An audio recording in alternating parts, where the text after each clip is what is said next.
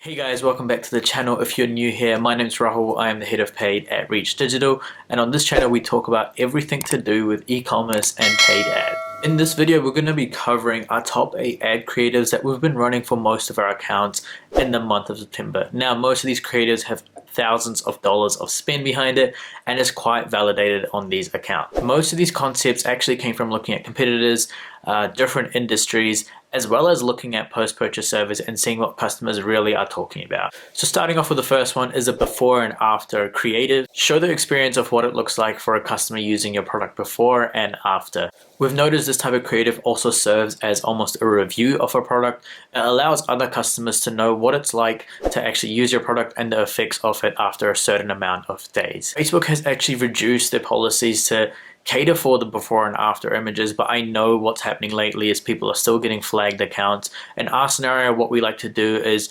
mentioning the brand's name or mentioning a certain amount of days instead of directly calling out a before and after image. The second creative that we see performing well is actually a type of hack. Now this will vary depending on what your brand is actually about, but in our case we have a couple of skincare clients, and for us the type of creative that worked is a skincare hack. Now this concept actually came about searching on TikTok organically.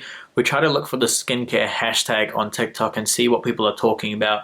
Majority of them were actually pitching a bunch of hacks. So that's where this concept came from, and we decided to implement it directly into our ads. Now this is an ad we actually haven't iterated on, but I would think we would iterate in a web version of adding different parts and segments to it. For example, skincare hack number 1, skincare hack number 2, etc, etc. If you aren't sure how to implement this type of creative, what you want to do is actually sit down and figure out what's the most common problem that you're solving and try pitch your product as the hack to that problem. Creative number 3 is doing something random while also talking about your experience about the product or the brand. Again, this is something we found someone posting organically on TikTok, and we thought it would be a great idea for the concept. All you have to do is do something as simple as either cooking, or in this case, petting a cat, something that's random and that catches the user's attention because it seems so natural to the video.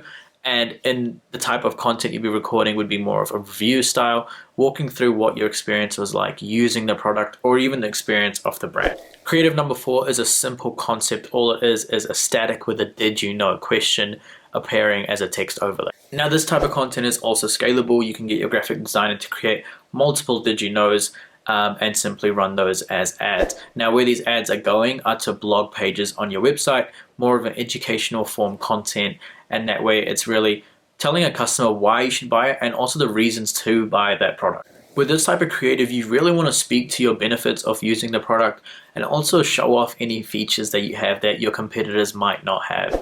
Your did you know question will speak to more as a generic fact that a lot of people might actually not know but are curious to know about. The next creative I'm going to talk about is actually the quiz style creative.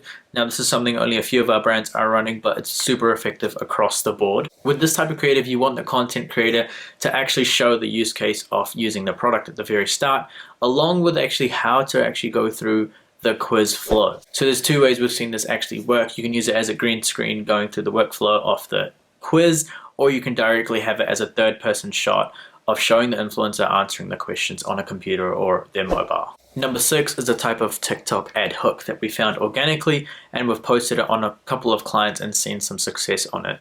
Now the hook is actually a point of view hook, so you want to show basically a customer what their problem is or a relatable moment with the customer, and then pitch your brand and product as the solution to that problem. Now majority of people have actually messaged me and saying, how do you actually come up with point of views?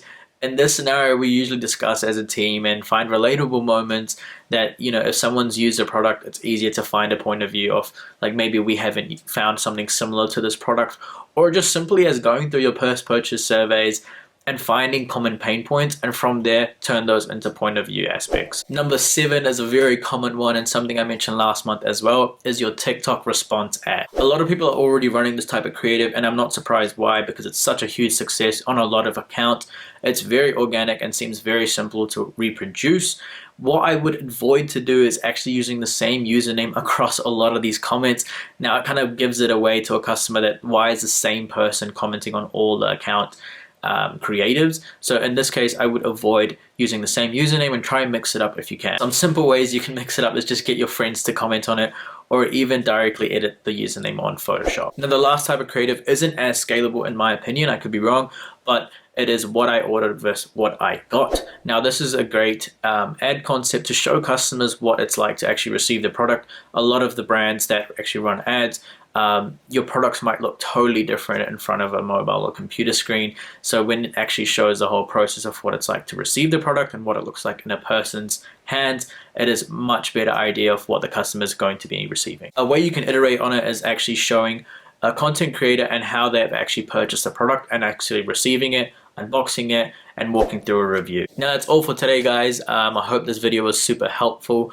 I'm going to be doing this every month, recapping our top creators for the month. I probably won't be able to share all the type of creators we're running just because we've signed contracts with a bunch of these clients where we can't share this information out, but I will be sharing similar concepts to this creative.